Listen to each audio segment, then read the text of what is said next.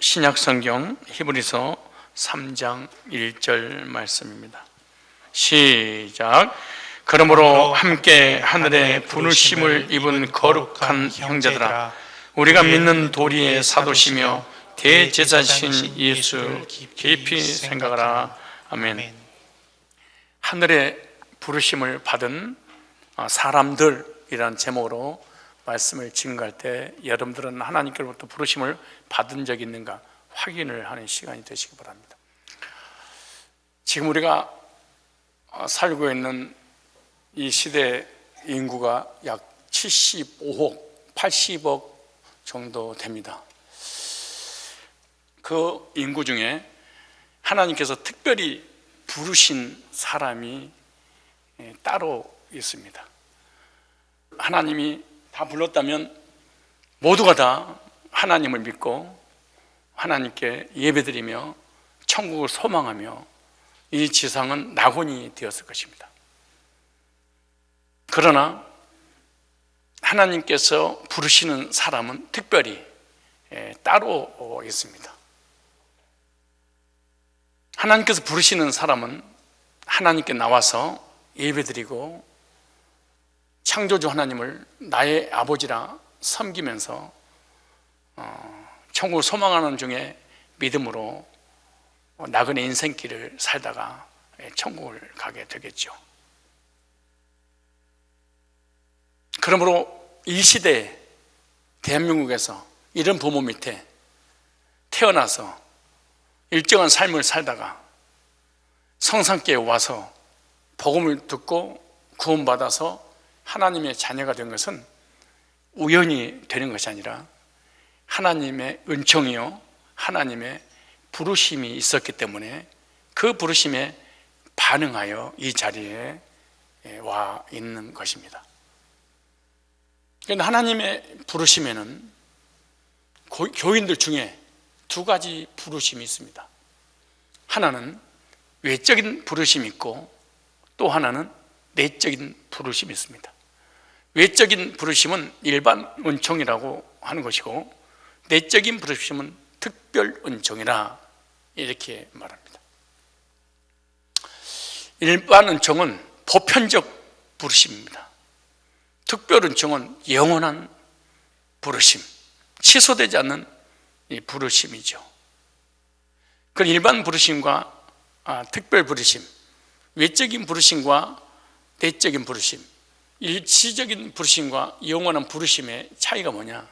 바로 일시적인 외적인 부르심은 우리가 하나님 앞에 나와서 예배드리고 기도하고 찬양하고 그리고 기도해서 응답받고 간증하고 눈물 흘리고 감격하고 이런 모든 것은 지금 일반 은총입니다. 외적인 이 부르심입니다. 이건 육체적 어떤 은혜를 베풀어 주시는 것이죠. 이 일반 은총 중에 예언도 있고 환상도 있고 방언도 있고 기도응답도 있고 축복도 있고 우리가 삶에 필요한 모든 은혜들이 바로 일반 은총에 속합니다. 여러분 지금 현재 우리 교회 와서 예배드리고 기도하고 찬양하는 거 다 이게 일반 은총입니다. 특별 은총이 아니에요. 그런데 이런 일반 은총을 통해서 사람들이 헷갈려하는 것이 이것이 구원 아니겠는가? 구원 받았으니까 내가 이렇게 예배드리고 찬양하고 기도해서 응답받고 그런 거 아니겠습니까? 라고 착각을 합니다. 구원 받았으니까 이런 은사를 받은 거 아니겠는가? 그렇게 생각합니다. 이거는 불신자에게도 똑같이 하나님 주시는 은혜들입니다. 이게. 이 땅에서 살면서 필요한 모든 것이 일반 은총에 속하죠. 특별 은총은 하늘의 부르심인데 이 부르심은 하나님께서 택자들에게만 해당되는 이 부르심입니다. 똑같은 시간에 똑같은 장소에서 똑같이 구원론을 듣는데 한 사람은 눈물을 흘리고 기뻐하고 춤을 추는데 한 사람은 아무런 반응이 없습니다. 어떻게 감각 자체도 없을 수 있습니다.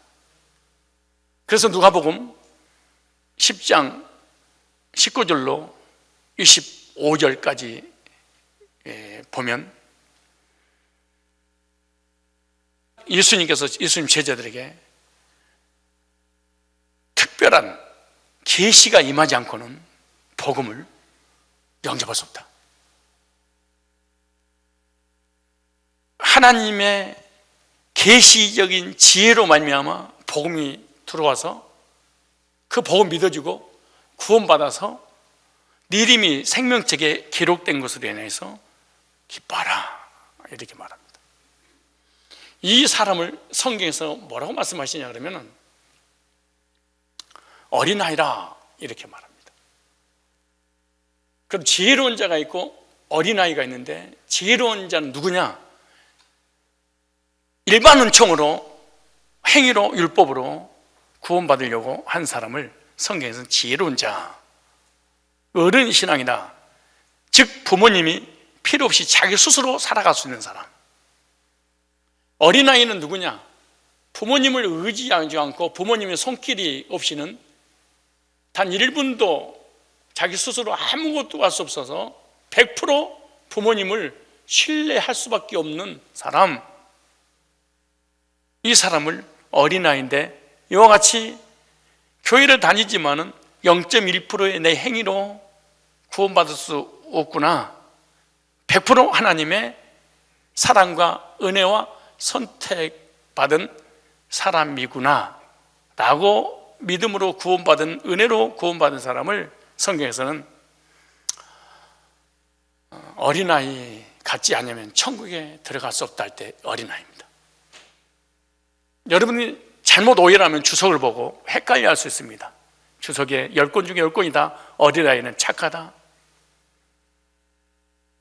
그리고 울다가도 시험이 들었다가도 바로 돌이킨다, 선하다, 착하다, 의롭다 라는 주석을 다 써버린 바람에 사람들이 어린아이 같지 않은 총회에 못 들어간다는 말이 실제로 어린아이 기질과 성향을 가져야 된다고 그렇게 생각하는데, 어린아이는 우리 어른보다 더 추하고 더 악하고 이기적이고 자기밖에 모르지요. 어른이 더 도리어 선하고 더 착하고 더 의롭고 더 배려심이 강하지요.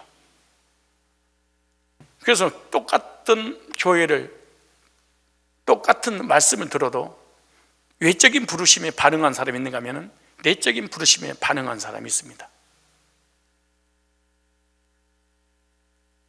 그래서 이 시간에는 하늘의 부르심을 받은 사람들은 도대체 어떤 사람들이냐, 그리고 왜 하나님은 부르시는가, 그리고 부르실 때 어떻게 부르시는가, 부르시는 방법, 그리고 부르신 이유는 뭘까, 그리고 부르셨다면 그 부르심에 대한 확신을 왜 가져야 되는가. 이 4가지 소 주제를 가지고 말씀을 전하려고 합니다. 말씀을 듣고 나는 부르심을 받았는가, 부르심을 받은 적이 없는가, 나의 부르심은 제대로 된 부르심인가, 아니면 잘못된 부르심인가, 나는 외적인 일반 은총이 내적인 부르시며 내적인 은총으로 생각하면서 구원을 착각하고 있지 않은가. 이 시간에 여러분의 신앙의 정체성을 확인하는 시간을 가졌으면 좋겠습니다. 하늘의 부르심을 받은 사람들, 첫째, 하나님은 누구를 부르시는가? 첫째, 하나님께서 선택한 백성들만 부릅니다. 하나님께서 택하신 사람들만 부릅니다. 즉 창세, 영원, 전에 아무 피조물도 없을 때 성부, 성자, 성령 삼일체 하나님께서 특별히 사랑하셔서 예정하신 사람들만 하나님은 부르시는 것이죠. 그래서 택함을 받은 적이 없으면 하나님은 부르시지 않습니다. 어떻게 부르요? 일반 은총으로만 부릅니다. 여러분처럼 이렇게 일반 은총, 삶의 은혜의 복을 받아서 누리는, 이렇게만 부르지 내적인 부르심으로 받은 사람은 어떤 사람이냐? 택함 받은 백성만 내적인 부르심에 반응을 합니다. 그래서 에베소서 1장 4절에 곧 창세 전, 그렇게 우주 모든 만물이 있기도 전에 그리스도 안에서, 밖에서가 아니에요. 그리스도 안에서 우리를 택하사 선택받았죠. 우리로 사랑 안에서 그 앞에 거룩고 흠이 없게 하시려고, 고린도전서 2장 7절 말씀 보면 오직 은밀한 가운데 있는 하나님의 지혜를 말하는 것으로서 곧 감춰졌던 것인데 하나님 우리의 영광을 위하여 만세전에 미리 정하신 것이라. 택자와 불택자, 선택과 유기를 칼빈이 깨달은 게 아니에요. 칼빈이 말씀을 통해서 구원받은 것이지, 이거는 창세전에 하나님이 기록해 놓은, 우리 장로교는 칼빈주의가 아니에요. 성경주의고, 칼빈의 교리에 의해서 우리가 믿음을 갖는 게 아니에요. 성경의 근거에서 믿음을 갖는 거죠. 만세전에 미리 정하신 것이라. 하나님께서 창세전에 미리 정해놓은 사람이 따로 있다는 거예요. 하나님의 작정에 의해서 계획하신 사람이 따로 있어요. 하나님의 택함을 받은 사람은 반드시 천국 가게 되어 있습니다. 왜냐? 택함 받은 백성들은 복음을 믿기 때문에 그렇습니다. 요한복음 10장 25절로 26절 말씀 보면은, 대한민국에서 태어나서 똑같은 교회에 다니면서 같은 목사님의 말씀을 동시에 듣는데, 한 사람은 받아들이고 눈물 흘리고 감격하고 뒤집어져 버린 사람이 있는가 하면은, 한 사람은 아무 반응 없어. 예배드리고 기도하고 찬양하고 기도해서 응답받고 이런 거 다 했어. 헌신하고 헌금하고 다 해. 그런데 복음만 받으면은 기초야.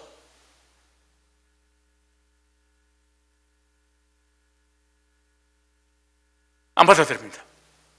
그리고 일반 은총회에서 누릴 거는 다 누려. 그런 사람에 대해서 요한복음 10장 25절에 이렇게 기록해 놨어요. 예수님 직접, 예수께서 대답하시되 내가 너에게 말하였으니 믿지 아니하는도다. 내가 내 아버지의 이름으로 행하는 일들이 나를 증거하는 것이거늘. 보세요. 너희가 내 양이 아니므로. 유대인들이잖아요. 이스라엘 백성들, 지금 하나님 믿는 사람이잖아요. 십계명을 지키는 사람이잖아요. 율법을 철저하게 준 사람이잖아요. 안식일을 철저하게 지키는 사람이잖아요. 헌금하고 헌신하고 금식을 하고 하나님 앞에 미쳐버린 사람이고 우상숭배자가 아니에요. 이방인들이 아니에요. 다 여호와 이름 부르고 여호와 이름으로 예배드리고 여호와 이름을 찬양하고 여호와 이름으로 기도 응답받고 여호와 이름으로 신앙생활 하는 사람들이에요. 그런데 보세요.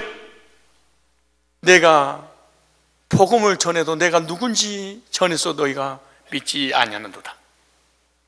근데 보세요. 또 다른 부류에 있는 사람이 있어요. 내 양은 내 음성을 들으며. 성도들도 마찬가지. 이건 영적인 부분이고 육신적인 삶의 부분도 마찬가지. 여러분 우리 교회를 20년 다녀도 내 양, 성상교 목사의 양이 아니면 목사의 메시지 반응하지 않습니다. 다 튕겨나가고 덤벼버리고 염소의 짓을 하더라도 순종을 하지 않습니다. 자기가 좋아하는 것만 받아들이지 조금만 거슬리면 안 받아들여요. 마찬가지로 영적인 예수님의 양들은 예수님에 관한 얘기를 하면 들리고 믿어지고 확신하고 감격합니다. 그러나 예수님의 양이 아니면, 즉 선택받은 백성이 아니면 일반 은총은 다 받아들이고 누리되 복음만큼은 받아들이지 않습니다. 볼까요? 그 다음에 내 양은 내 음성을 들으며. 왜 양으로 비유했을까요? 양의 특징은 목자에게 100% 순종할 뿐만 아니라 목자의 다른 음성을 안 들리는데 목자의 음성만 딱 듣습니다. 그런데 염소는 다른 목자의 음성은 다 들리는데 자기 목자의 음성만 안 듣습니다. 그래서 양과 염소를 비유한 거예요. 내 양은 내 음성을 들으면 나는 저희를 알며 저희는 나를 서로 알아. 근데 일반 은총으로 끝나는 사람은 서로 몰라. 하나님도 널 모르고 너도 하나님 몰라. 서로 몰라. 그래서 복음을 듣고도 그러잖아요. 믿지 않는 사람은 택자들이 아니다. 그럼 여러분 두 종류 사람이 나타날 거예요. 뭐야, 하나님이 택자가 있고 부택자가 있고 하나님이 그렇게 공평하신다면 그게 공평이야. 그럼 하나님이 사랑이 많다면서 한 사람 지옥 보러 가서 천국 가고 그게 공이야? 그게 공이야. 다 천국 보는 무슨 공이야 그게. 법이 없으면 무슨 그게 공의가 되겠습니까? 그런데 택함 받은 사람은 주님 음성을 알고 반드시 주님을 믿게 되고 주님을 따르느니라. 복음을 따라다니느니라. 염소는 먹이를 주니까 그때만 잠시 따라옵니다. 그런데 선택받은 성도도 불신자보다 더 잘 넘어지고 더 연약해 쓰러지고 상처받고 시험 들고 열등감으로 얼마든지 살아갈 수가 있습니다. 그러나 주님의 음성을 들으면 다시 계속 뿔떡 일어납니다. 왜? 양은 목자의 음성을 듣기 때문에 세상적으로 힘들고 낙심하고 좌절하고 절망하고 약해서 넘어지고 시험 들 수 있어. 그러나 예배드리고 복음 앞에 따고 신랑의 음성을 딱 들으면 탁 해볼게. 언제 내가 그랬지? 그래서 주님께서 선택하신 사람들은 하나님께서 반드시 부르신다. 두 번째, 로마서 8장 30절에 또 미리 정하신 그들 또한 부르시고, 보세요, 순서가 예정해 놓고 부르는 거예요. 예정되지 않았는데 불렀다. 그럴 수는 없습니다. 창세전에 예정한 그 사람은 반드시 하나님 부르시고 불러놓고 끝나는 것이 아니라 이 부르심에는 두 가지 부르심이 있다고 그랬어요. 외적 부르심, 내적 부르심. 여러분 예배드리고 기도하고 헌신하고 다 이거 다 외적인 부르심에, 다 예수님 믿는 사람들이 외적 부르심에. 그런데 외적인 부르심 속에서 내적인 부르심으로 돌아온 사람이 있어요. 그 뭐냐? 의롭게 된 사람을 얘기해요. 여기 의롭게 하시고. 의롭게 끝나는 게 아니에요. 영생을 영원하게 하시느니라. 내세 문제 끝났어. 이게 구원의 서적. 창세전에 미리 정하시고 복음으로 부르시고 의롭다 하시고 어디까지? 천국까지. 그런데 어떻게 감리교 강남에 대형 교회가 있습니다. 한국에서 가장 큰 교회일지 몰라요. 그분이 설교를 한 것을 마침 공교롭게도 주일 예배 끝나고 집에 가서 CBS를 딱 켰는데 요 설교를 본문으로 하더라고. 장로 예정론 잘못됐다. 봐라, 언제 구원의 화신을 갖고 내세 문제가 해결되고 영생이 해결됐냐? 바라기 본문에 나오잖아요. 정하시고 부르시고 의롭다 하시고 영원에 가셨지 않느냐? 점진적 구원 아니냐? 점진적 성화 아니냐? 어떻게 단번에 우리가 구원받냐? 이 본문을 가지고. 그러니까 장로교의 단번에는 구원이 아니라 점진적 구원이다. 이거 점진적 성화다. 이거 왜? 정해놓고 부르시고 의롭다 하시고 순서가 단계를 거치지 않느냐? 이야, 여러분 한번 생각해봐. 신학 안 했어도 평신도에도 한번 30절 읽어봐요. 이제 평신도니까 읽어봐봐. 시작. 또 미리 정하신 그들을 또한 부르시고 부르시는 그들 또한 의롭다 하시고 의롭다 하신 그들 또한 영원하게. 이것이 점진적 성화예요? 단번에 이루어지는 거예요? 아니면 점진적으로 이루어지는 거예요? 봐봐. 예정됐으니까 예정된만 봐봐. 그리고 복음으로 초청해. 외적인 부르심에서 내적인 부르심으로 반응하도록. 그 다음에 예수님의 그 복음을 통해서 뭘 만들었어요? 의인 됐어. 신분은 바뀌었어. 그러니까 어디 간다는 거예요? 영화, 천국. 언제 영화 되는 거예요? 예수님 재림할 때. 하나 남았잖아요. 하나님의 부름을 받았다는 것은 택함 받았다는 겁니다. 때가 되면 반드시 부르셔. 뭘? 택자들을. 그를 의롭게 하셔. 영원하게 하셔. 저와 여러분들 예수 믿으니까 택한 게 아니고 미리 택하신 줄로 믿습니다. 구원 받기 전에 이미 주님 알고. 여러분 한번 생각해 보세요. 우리가 구원 받기 전에 하나님 우리 알았을까요? 우리가 구원 받기 전에 하나님 우리 인도하고 계셨을까요?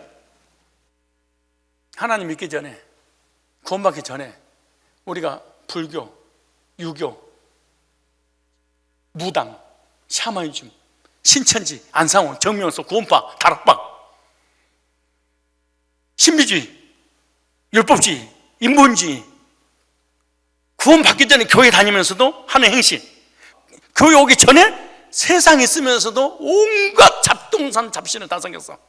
그래도 하나님께 인도하고 계셨을까요?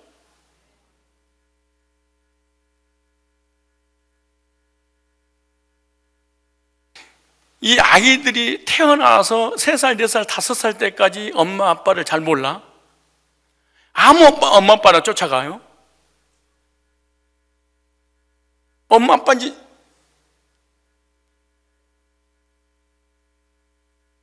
자녀가 모르고 있으면 부모님이 인도하고 지키지 않나요? 우리가 하나님의 자녀라는 확신이 없을 때도 이단에 빠고 이만희를 재림주로 하나님으로 믿고 있었어도 하나님 그때도 여전히 사랑하셔서 선택받은 백성이기 때문에 인도하고 계셔. 그래서 죽을 고비를 그렇게 넘기고 이단에 푹 빠져서 이단에 미쳐서 살지 않는 이유가 하나님이 그럼에도 불구하고 지키고 계셨다가 어느 날 딱 부르시는 거예요. 만약에 하나님께서 구원받기 전에 우리 지키지 않았으면 우리 이 자리에 없습니다. 구원받지 수십 번, 수백 번, 수천 번 이 머리통님이 이 돌담 사이에 끼어서 죽을 고비를 수천 번 넘겨서 그래도 하나님이 지켜주셔서 여기까지 오신 겁니다. 사도 바울은 예수님 만나기 전에 예수 믿는 사람을 죽이는 일에 앞장섰던 우두머리죠. 그래서 죄인적인 개수로 그러잖아요. 근데 사도 바울 깨달았어요. 그때도 주님이 나를 사랑하셔서 인도하고 계시구나. 죄인적인 개수였는데도 불구하고 마치 그때 이단의 교주였는데도 불구하고 선택받은 나를 하나님 지키고 계셨구나. 나중에 이단의 우두머리 교주에서 복음으로 돌아왔잖아요. 그리고 과거를 돌이켜보니까 창세전에 그리스도 나를 택하고 계셨는데 나는 모르고 있었구나.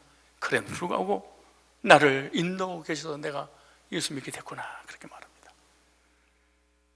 저와 여러분들이 하나님께로부터 부르심을 받은 적이 있다면 여러분들은 선택받은 백성이 맞습니다. 그렇다면 세 번째로 하나님께서 택하신 백성들을 부르시는데 어떻게 부르실까? 부르시는 방법이 있을 거 아니에요? 여러분 스스로 하나님께서 부르시는 사람은 하나님 앞에 나와요. 그런데 부르시는 방법들이 다 달라요. 예정된 백성과 예정되지 않는 백성의 부르심이 달라요. 그 첫 번째 뭘로 부르냐? 은혜로 불러요. 하나님의 택자들은 뭘로 불러요? 행위로 부르는 게 아니고 은혜로, 어떤 선행과 공로로 부르는 게 아니에요. 은혜로. 디모데후서 1장 9절 말씀 보니까 하나님이 우리를 구원하시되, 구원의 방법 어떻게 구원하셨는가? 거룩하신 부르심으로 부르심은 우리의 행위대로 하심이 아니요.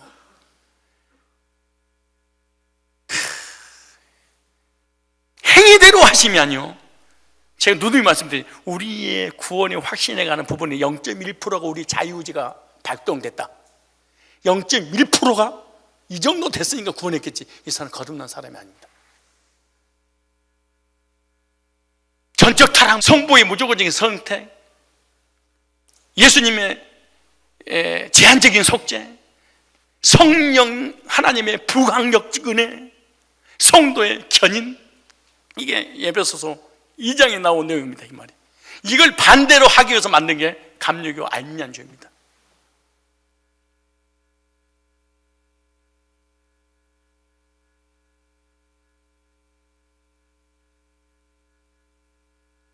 전적 타락, 노! 부분적 타락.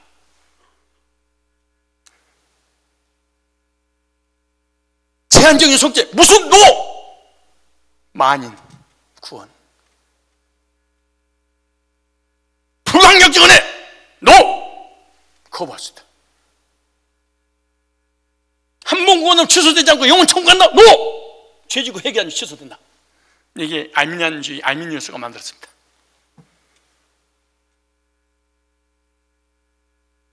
이것이 홈런을 쳤습니다. 그러면 그렇지, 우리 인간이 로봇이야, 인형이야, 마네킹이야? 하나님의 의지와 내 의지가 합쳐져서 구원을 이루어야지. 내가 죽는 허물과제로 죽은 게 아니라 죽을 똥 말똥 반은 살아있는데 그 반이 하나님을 찾는 거야. 우리 인간의 절대적 무능력은 성경 말하면 허물과제로 죽었다. 근데 학자들이, 최고의 천재들이 모여가지고 교리를 만들어 보니까 여러분처럼 정말로 무식하고 영적인 부분, 성경도 신학도 모르니까 일방적으로 당해가지고 홈런을 쳐서 세계를 이루는 우뚝선 교단이 되어버렸죠, 사실은. 거기서 파생된 교파들이 얼마나 많습니까? 그런데 디모데후서 1장 9절에 우리 행위대로 하심이 아니오 오직 자기 뜻과 영원한 때부터 그리스도 예수 안에서 우리에게 주신 은혜대로 하심이라. 행위나 공로나 능력이나 재능을 보고 부르신 것이 아니에요. 하나님의 뜻대로 부르심을 입은 자들은. 두 번째, 첫 번째 뭘로 불렀어요? 은혜로. 두 번째, 복음으로 부릅니다. 은사로 부른 게 아니에요. 일반 은총자는 선택받지 전에는 어떻게 보냐? 율법으로, 행위로, 선행으로, 신비한 체험으로. 이건 종교입니다. 이게 기독교가 아니에요. 기독교는 체험의 종교가 아니에요. 그래서 저는 간증 안 시킵니다. 체험들. 기독교는 체험의 종교가 아니고 말씀의 종교입니다. 모든 종교는 신을 찾아가서 신을 만나서 체험을 합니다. 그런데 기독교는 체험의 종교가 아니에요. 하나님의 약속의 말씀이 근거한 믿음을 갖는 거예요. 그렇게 갖도록 하나님께서 말씀을 통해서 우리에게 은혜를 베풀어 주시는데, 어떤 은혜냐? 복음을, 구원받은 사람이 그 구원의 복음을 전해주면 그 복음을 두고 거듭나요. 그러므로 복음을 내가 들은 적이 너무나 희미하고 막연하다, 거듭난 사람이 아닙니다. 우리가 오해하는 것은 하나님이 우리를 부르실 때 꿈이나 환상이나 방언이나 신비한 체험이나 병고침이나 은사나 예언이나 천국과 지옥, 이것으로 부른 줄 알아. 이건 신사도나 신비주의 이단들이 하는 짓이지, 기독교 배려가 하는 짓이지, 기독교 성경적은 아니에요. 찾아볼까요? 데살로니가전서 후서 2장 14절. 자, 참 부르심이 달라요. 근데 실제로 일반 은총을 통해서 부르심 받은 사람은 대화를 그 대화 내용밖에 못해요. 근데 특별 은총으로 부르심 받은 사람은 구원에 대한 죄산 받은 얘기, 영생에 관한 얘기, 하나님 사랑 얘기, 천국에 관한 얘기. 일반 은총 받은 사람은 일반 삶에 관한 교제는 밤새도록 하는데, 영적인 교제, 말씀의 교제, 구원의 교제는 불가능한 일입니다. 이게 왜? 부르심이 다르기 때문에 그래요. 자, 데살로니가 여러분들이 구원의 확신을 갖지 못하고 감격하지 못한 이유가, 자 보세요. 주의 사랑하시는 형제들아, 우리가 항상 너희를 위해 마땅히 하나님께 감사할 것은 하나님 처음부터 너희를 어떻게 했어요? 택하사. 택한 백성도 어떻게 했어요? 성령의 거룩하게 하심과 진리를 믿음으로 구원을 받게 하심이니. 택한 받은 백성, 성령께서 역사하셔서 거룩하게 하는데 어떻게 거룩하게 하냐? 14절에 이를 위하여 우리 복음으로 너희를, 우리 복음으로, 구원받은 사도 바울이 전해진 그 복음으로 기도하다가 찬양하다가 구원받는 게 아니고,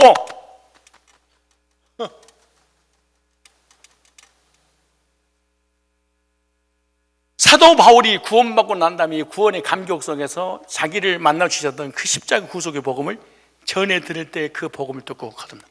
보세요. 우리 주 예수 영광을 얻게 하시면 이러므로 형제들아 굳게 서서 말로나 우리 편지로 가르침받은 유전을 지켜라. 이게 무슨 은총이에요? 특별 은총, 내적인 부르심. 택함 받은 백성들에게 하나님 부르시는데 뭘로? 복음으로. 도구가 뭐예요? 복음으로. 그런데 불택자는 교회를 다니고 예수를 믿어도 복음을 실제로 영접하지 않아요. 영접하지 않아요. 그리고 복음을 들어도 사실은 감격이 없어요. 근데 찬양하고 기도하고 예배드리고 헌신하고 막 충성하고 이러면 감격이 있어요. 신기해요. 이거는요, 희한한 정도입니다. 이게 내 힘으로 되는 게 아니에요. 부르심이 달라. 어떻게 불렀냐? 불택자들은 2장 보세요. 2장 9절에 비교의 사도벌이 악한 자 임함은 사단의 역사를 따라 신자들이에요, 교인들이에요. 모든 능력과 표적과 거짓 기적으로 불러. 기적, 능력, 이적, 신비한 체험을 하도록 불러. 누가? 사단이. 근데 우리는 성령의 은사로 둔갑해버린 바람에 하나님이 주셨어 이래. 나는 우리 교인들이 방언 안 한 거에 대해서 금식하면서 감사합니다. 정말로 감사합니다.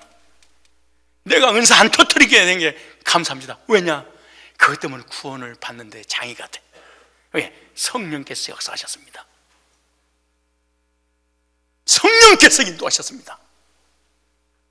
성령의 은사를 나에게 뒤집어 놨습니다. 이 사람은 간직은 맨날 꿈꾸는 거, 환상 보고 방언하고 예언하고 이것만 하는 거예요. 그 다음 보니까 뭐라나요? 10절에 불의의 모든 속임으로 멸망한 자들 이 말이니 이는 저희가 진리의 사랑을 받지 않으며 구원을 받지 못한 거듭난 적이 없기 때문에.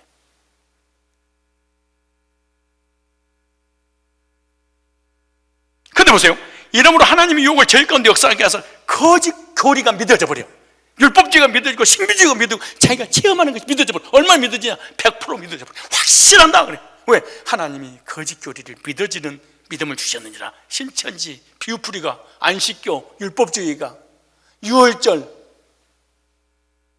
행위로 구원받은 육체적 어떤 외적인 부르심이 구원인 것처럼 믿어지는 믿음을 주셨느니라. 하나님이 주셨대. 왜? 심판을 받으려고. 근데 왜 하나님이 주셨냐? 복음을 싫어하니까. 하나님의 사랑과 하나님의 애정과 하나님의 주권과 하나님의 구속사를 싫어해요. 그럼 여러분들이 구원받기 전에 이단에 빠진 이유가 뭐냐? 이 구원의 복음을 들려주는 교회를 만나기가 힘들었어.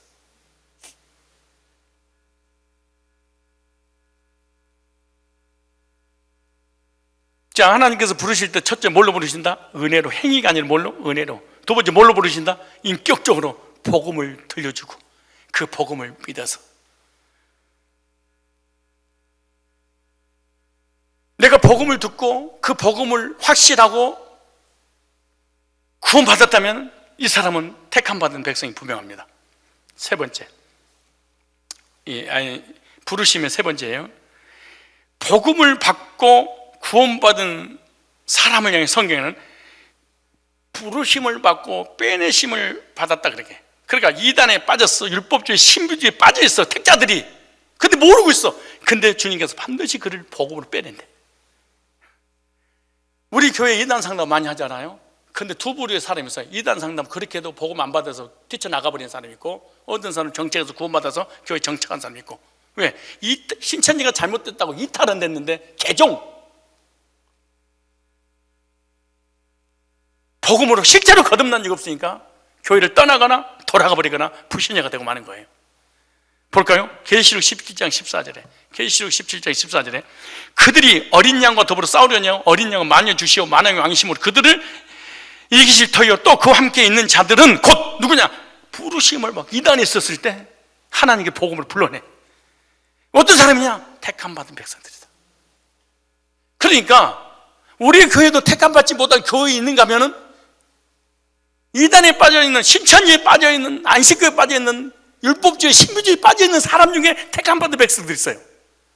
언젠가는 하나님께서 복음 있는 교회에 와서 복음을 전해 듣고 거짓 교리가 잘못된다는 깨닫고 복음으로 돌아오는 이런 날을 반드시 경험하게 합니다.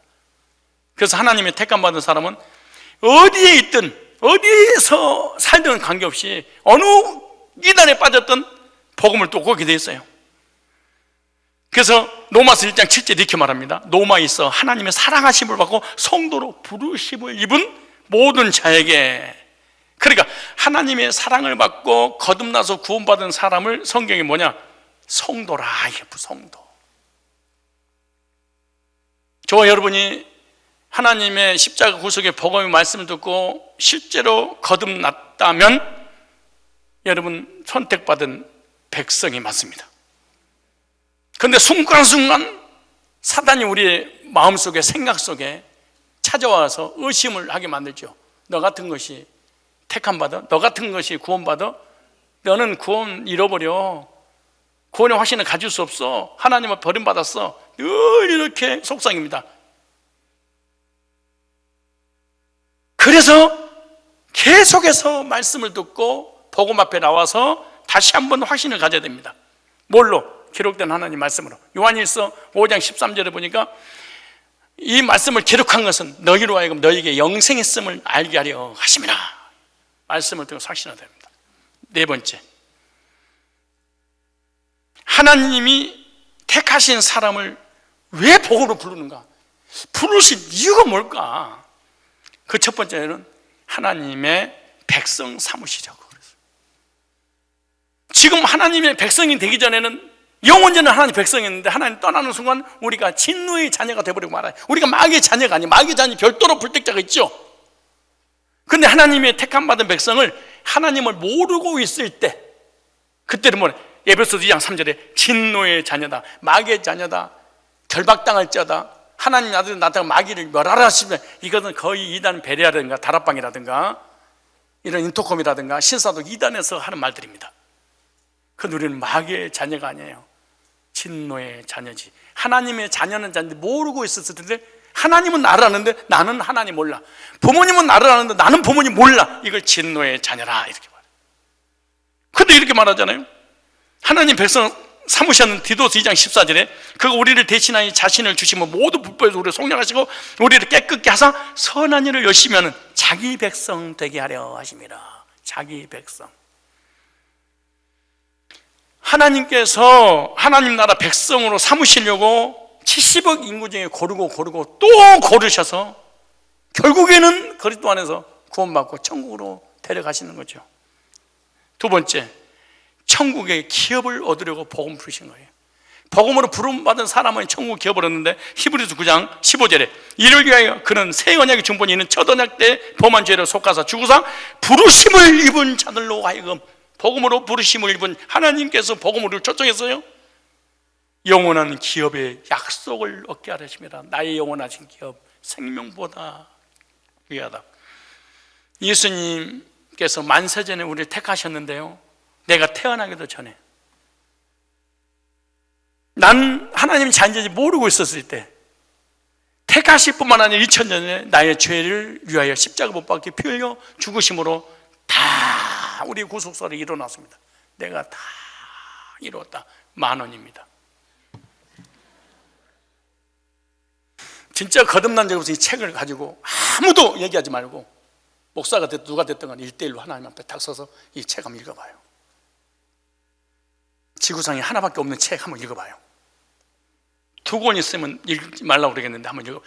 정말 자존심 내려놓고 새벽에 아무도 없을 때 속독으로 하지 말고 묵상하면서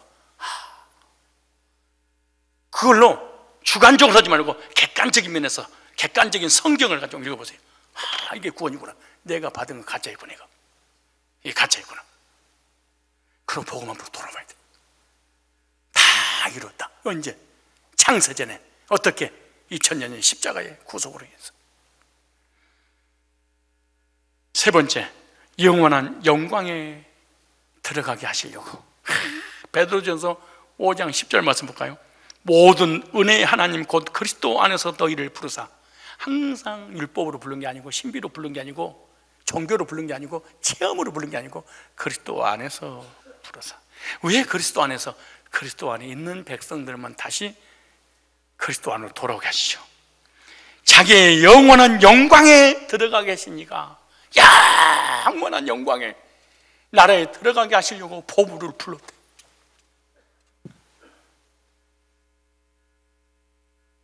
그런데 이 땅에 살아가는 삶이 어떠냐? 보세요. 잠깐 고난을 받는 너희를, 영원한 시간과 우리 인간의 80년의 시간은 바닷물에 물방울 하나하고 똑같은 거예요. 표현이 적절했나 모르겠네. 우리 강건한 80년, 100년이라는 시간이 태평양 바다에 물 한 방울 딱 떨어지는 시간이야. 근데 물 한 방울 뚝 떨어지는 그 시간 속에 살고 있는데 우리는 영원한 시간을 다시는 만나지 못할 것처럼 그 시간에 올인해버리고,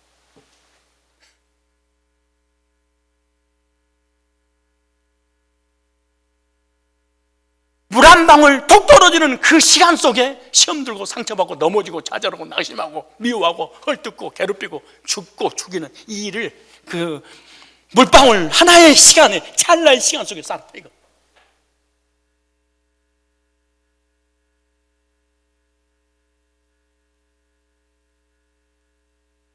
근데 그 시간을 뭐라고 그러냐, 그 고난이라고 그랬어요. 고난을 너희를 친히, 그거 순간이라도 구원받은 성도는 성숙하게 하시고 믿음을 굳게 하시고 마음을 강하게 하시며 네 신앙을 내가 경국하리라. 뭐를 시련과 환난과 고난을 통하여 네 믿음을 견고하게 해줄 거야.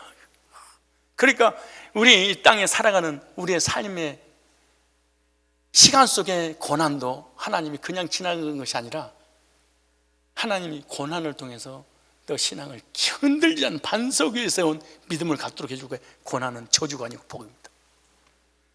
데살로니가전서 2장 12절에 보니까 이는 너희를 부르사 자기 나라와 영광 이르게 하시는 하나님께 합당히 행하게 하려 함이, 너희를 불러서 하나님 영광에 이르게 한다는 거죠. 네 번째, 고린도전서 1장 2절에 보니까 이렇게 복음을 불러서 하나님 영광에 천국을 상속받아 상속권자라는 성경이 뭐라냐, 성도, 그렇게 말합니다. 이걸 성도라고 부르는 거예요. 목사라고 불러주고 장로라고 부르고 권사라고 부르는 게 아니고 성도, 거룩한 백성. 고린도에 있는 하나님의 교회 곧 그리스도 예수 안에서 거룩하여지고 성도라 부르심을 입은 자들과 또 각자서 우리 주 곧 저희와 우리 주 대신 예수 그리스도의 이름으로 부르는 모든 사람이 성도라.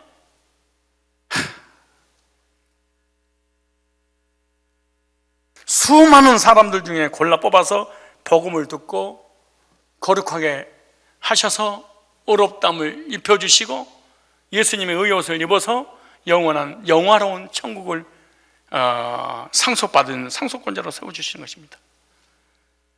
하나님께서 저와 여러분 부르실 때 무슨 조건을 보고 부르시는 것이 아니에요. 의로워서, 학벌이 좋아서, 잘생겨서, 돈 많아서, 똑똑해서 부른 게 아니야. 성경은 이렇게 말합니다. 우리의 행위대로 함이 아니요. 어쩌면 교인들 보면 못났는지 우리가 우리의 외모를 보면 정말로 상처받고 시험 들고 하나님 저를 왜 이렇게 빚으셨나요? 그럼 하나님을 따질 수 있습니다. 근데 하나님이 이러니까 하나님 믿게 됐대. 물질적으로 가난하고 육체적으로 병들고 정신적으로 시달리고 환경적으로 어렵고 남편 속색이고 아내 여우고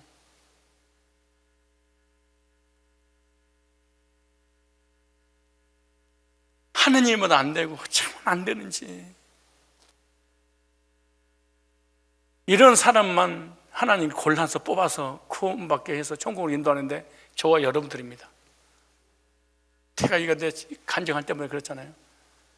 내 고향 전라남도 창원 안양면 비동리 시골 골짜기에 찢어지도록 가난했던 유교 집안, 불교 집안 제사 20개의 제사를 지내는 귀신이 충만했던 우상숭배 가문에서 저를 뽑아서 하나님이 누군지, 예수가 누군지, 내세가 뭔지, 내 영혼이 있는지 없는지, 성경이 사람이 쓴 건지 하나님이 쓴 건지 아무것도 모르고 허랑방탕하게 살고 있을 때 하나님이 복으로 불러서 구원받고 복음의 증인의 삶을 살다가 천국으로 인도한다는 것이, 이것이 그래서 늘 감사하고 기쁘고 감격하고,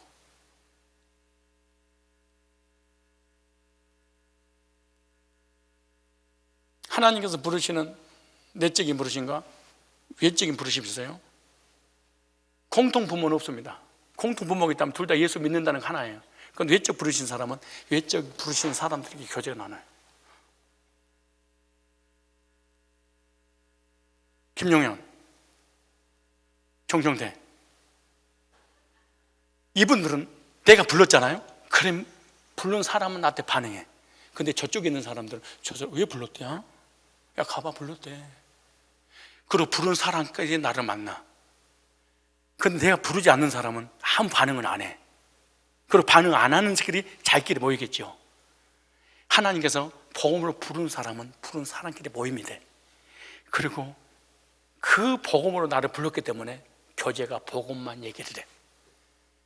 그런데 하나님께서 방언으로, 예언으로, 환상으로, 물질로, 명예로, 권세로 나를 불렀어. 그런 사람끼리 모여서 교제가 이루어져. 그 교제 내용은 뭐냐? 그 체험을 얘기해.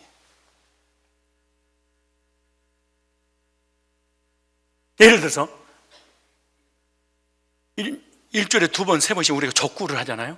족구 한 사람이 모였다. 그래서 족구 얘기해. 족구 끝났다. 누가 이겼냐? 모이면 족구 얘기해. 낚시꾼들 모였다. 고기 많은 거 잡으라고 2만 원 잡았다고 그러고 맨날 낚시 얘기만 하는 거야. 구원받은 사람은요, 특징이 있어. 본질적인 교제를 나눠. 근데 하나님 불렀는데 일반 은총 불렀어. 그래, 일반 은총의 교제를 나눠. 현상은 본질을 대변하는 거예요. 이쪽에서 부르면 요리 가고, 저쪽 오늘 대목장 모임 있잖아요. 목장별로 가서 부르심 받고 교제가 이루어질 거예요. 전문가인 영적인 목회자는 사람들 대학 2-3마디만 딱 들으면, 아, 이 사람 거듭난 지 그렇구나. 아, 이 사람 거듭났구나. 이거는 가짜 개종이구나. 이거 진짜 제가 얼마나 잘하겠습니까? 30년 복음을 전해서 본질과 났던 현상을 임상실험을 다 해봤는데,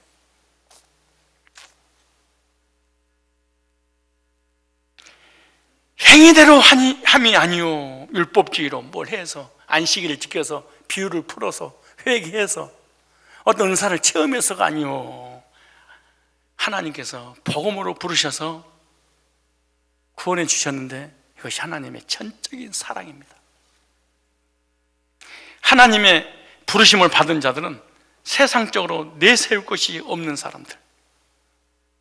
고린도서 1장 25절로 31절에 그러잖아요. 세상적으로 내세울 것이 없는. 이것이, 그런데 불구하고 하나님의 뜻대로 택하셨잖아요. 이걸 하나님의 주권이라 그래. 그러니까 이게 구원이 누구한테 달려있는 거예요? 우리한테 달려있는 것이 아니고 1000% 만프로 하나님께만 달려있는 거예요. 디모데전서 1장 11절, 하나님 뜻이 부르심으로, 복음의 부르심으로 우리가 응답을 하는데 행위로 말미암지 않고, 이렇게 말합니다. 우리가 태어나기도 전에 택하셨어. 태어나기 전에 십자가 구속을 이루셨어. 이걸 구원받고 싶어서 구원받고, 구원 안 받고 싶어서 구원 안 받은 것이 아니라 거절할 수 없는 불가항력적 은혜입니다. 이걸 사도 바울이 깨달았습니다. 이것이 어거스틴이 깨달았습니다. 이거 칼빈이 깨달았습니다. 이걸 제가 깨달았습니다. 거부할 수 없는 은혜. 감리교 알면지 거부할 수 있는 은혜. 우리 스스로 절대로 하나님을 떠날 수 없는 은혜. 꼼짝없이 하나님 믿을 수밖에 없는 은혜. 참. 이래서 눈물 흘리고 감격하는 거 아니겠어요? 이런 사람은 어떻게 꼼짝없이 가기 싫어도 안 되는. 그래서 오늘 본문의 히브리 3장 1절에 그러므로 함께 하늘의 부르심을, 군대에서 부르는 것도 아니고 회사 사장이 부른 것도 아니고 엄마가 부른 것도 아니고 군대에서 상사가 부르는 거 기합 주려고 부르는 거예요. 회사에서 부르는 거 혼내려고 부르는 거예요. 부모님 부르는 것은 공부 열심히 하라고 부르는 거예요. 교회에서 부르는 것은 헌신 잘하라고 부르는 거예요. 하나님의 부르심은 하늘의 부르심이에요. 만약에 왕이 불렀다, 대통령이 불렀다, 여러분 오줌 쌀 겁니다. 막 미쳐버릴 겁니다. 막 잠 못 자고. 하늘에서 하나님께서 부르셨어. 신적 부르심 아닙니까?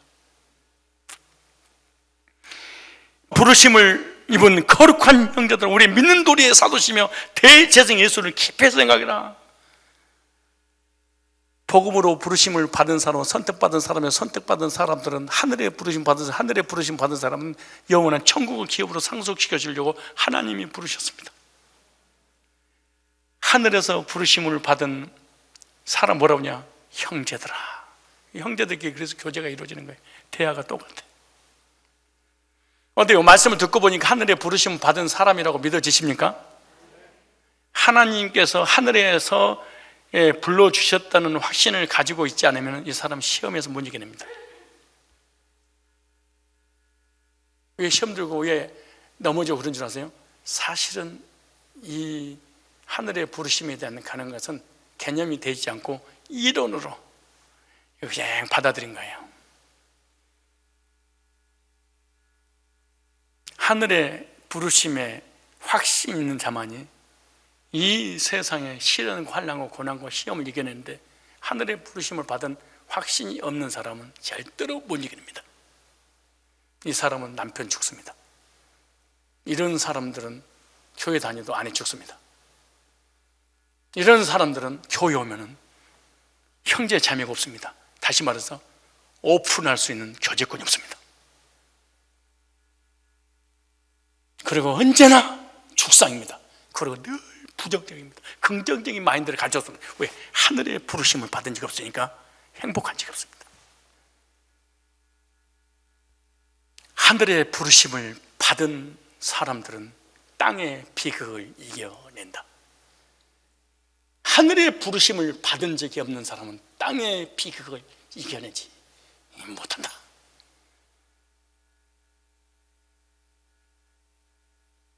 마지막, 하늘의 부르심에 대한 나의 반응 어떻게 할 것인가? 첫째, 부르심은 절대로 취소되지 않기 때문에 구원의 확신을 반드시 가져야 된다. 신학교에서 강의하면 어떤 목사님이 저한테 묻대. 구원 받았어도 확신하지 않아도 괜찮죠? 그러더라고. 그럼 뭐 말이에요? 그랬더니 다 구원 받았으니까 교회 다니잖아요. 그러나 천국 갈 수 있는 확신이 없어도 구원 받은 거잖아요. 그러더라고. 무슨 그렇게 쓰잘데없는 소리를 목사가 하세요? 아주 중요한 질문하셨네요. 하늘에 갈 사람이 가지고 있는 그 믿음 자체를 확신이라고, 믿음을 다른 말로 확신이다. 무슨 확신? 구원의 확신이에요. 왜냐? 왜 우리의 반응이 어떻게 반응해야 되냐? 왜 확신을 가져야 되냐? 이거 뭐냐? 로마서 11장 29절에 보니까 현대의 성경에 보면 이렇게 되어 있어요. 하나님의 선물과 부르심은 결코 초래하는 일이 없다. 후회하심이 없다. 하나님 나를 선택을 했는데 선택받은 백성이 불신앙하고 죄짓고 속썩이고 하나님께 순종도 안 하고 막 살아버려. 그러니까 하나님이 후회하신다 이러지 않았어. 한 번도 그럼에도 불구하고 후회한 적이 없다.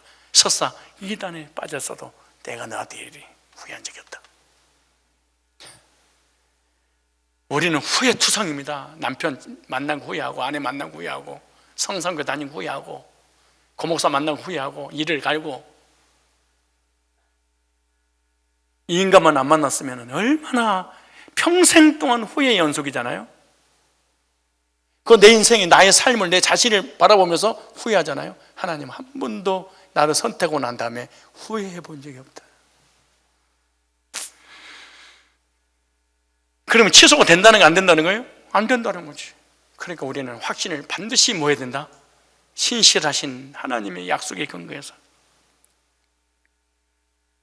그런데 이런 확신이 흔들려? 그래서 반복적으로 말씀을 드려야 되지. 이유가 그래서 그런 거예요.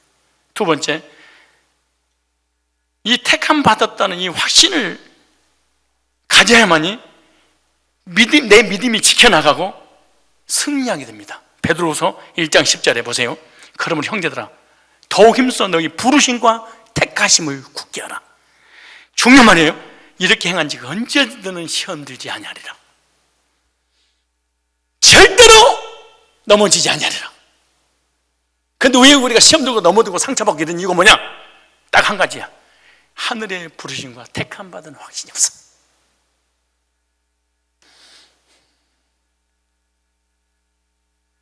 있었는데요,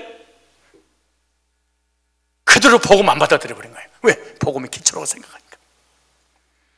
부르심과 택하심을 굳게 알아. 다른 말로 확신을 가져라. 내가 들은 이 복음이 확신하니까 들은 복음을 확신하면 넘어지지 않아요.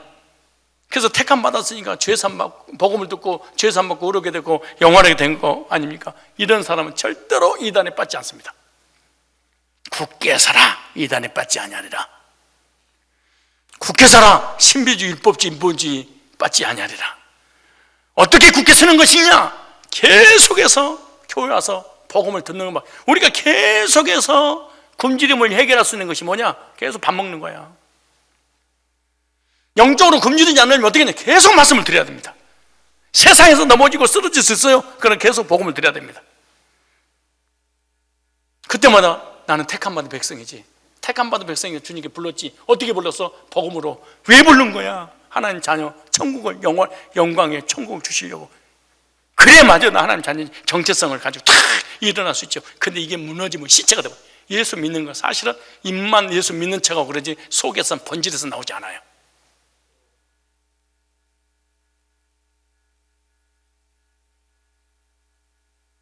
세 번째, 부르심의 확신은 말씀을 통하여 얻게 되기 때문에 신실하신 이 하나님의 약속의 말씀은 변하지 않아요. 그래서 말씀이 근거한 믿음을 갖기 때문에 우리는 확신해야 된다. 로마서 10장 17절에. 그래서 말씀을 받을 때마다 택하심과 부르심의 확신을 갖게 되죠. 말씀을 통하여 늘 부르심의 확신을 갖는 우리가 되어야 됩니다. 복음의 부르심과 택하심의 확신이 없을 때 신앙이 약해지고 신앙이 여지없이 무너져버리고 이단에 빠져버리고 거짓교회에 빠져버리고 시험 들고 상처받고 넘어지기 뭐냐? 택하심과 복음으로 부르심에는 확신이 흔들려서 그런 거예요. 그러므로 율법주의에 속아서는 안 되고 행위주의에 속아서는 안 되고 감정에는 느낌에 속아서는 안 되고 환경에 속아서는 안 됩니다. 우리는 하늘의 부르심받은 택함받은 백성들입니다. 그래서 우리는 때가 되어서 섭리 가운데 복음이 들려지고 그 복음 믿어지고 의롭게 되어 영생의 확신을 갖게 되었습니다. 그러므로 나의 연약함과 나의 부족함과 다른 사람과 비교해서 나의 모난 점 때문에 열등감 가질 필요 없습니다. 하늘의 부르심을 받은 사람입니다. 우리 아내 가족들이 다 누군 줄 아십니까? 다 서울대 출신들입니다. 우리 와이프 혼자 이대 나오다시피 했습니다. 그리고 거의 교수들이고 세상에서 기르고 날았던 사람들입니다. 우리 가족 모임을 가지면 기죽어서 말 한마디 제가 못했습니다. 그럼 내가 구원을 받고 복음의 깊이를 깨닫고 하늘의 부르심을 받은 하나님의 아들이요 종이라는 것을 깨닫는 순간 그분들 만나면 그분들 얘기 한마디도 안 하고 나 혼자만 2시간, 3시간 동안 그분들 헤어지면 꼭 그렇게 말합니다. 결혼하기 전에 나 붕어빵 장사 청년하고 이대 출신 선생하고 결혼했으니 얼마나 차이가 많이 있습니까? 그때 그분들이 너 어렸을 때부터 그렇게 열심히 공부해서 대학을 나와서 선생 된 것을 저런 놈하고 결혼하려고 했느냐? 비웃기도 했습니다. 근데 내가 구원받고 나의 정체성 깨닫고 말씀을 전하고 자신감이 생길 때마다 그분들이 우리 아내를 만나면 정은아 너 진짜 결혼 잘했다 야 어쩌면 그는 보는 눈이니 얼마나 칭찬하는지 모릅니다. 우리 아내가 요즘은 용돈강의 드립니다. 그 이모부들을 어디서 이런 자신감이 나올까요? 나의 정체성입니다. 하늘의 부르심 받은 하나님 백성이다. 근데 이놈의 성도들이 신비주의에 부르심 받고 율법주의에 부르심 받고 인본주의 부르심 받아 그러니까 자기하고 마음이 안 맞으니까 교회가 막 무너뜨리고 엎어버리고 난리를 치는 거예요. 왜? 부르심이 달라서 그런 거예요. 내가 부르심을 잘못 받았구나. 이게 하나님이 나를 하늘에서 택함 받은 백성으로서 복음을 불러서 하나님 자녀 삼으신 게 아니구나. 그래서 나하고 약간만 안 맞으면 돌아버리는구나. 우리가 구원받고 난 이후에도 연약해 쓰러지고 넘어질 수 있습니다. 그때마다 복음 앞으로 나와서 복음을 듣고 나의 신분을 다시 한번 확인하고 확신하고 흔들지 않는 견고한 믿음을 가지고 이 어려운 난국을 믿음으로 승리하는 우리들이 되시기를 주님의 이름으로 축복합니다.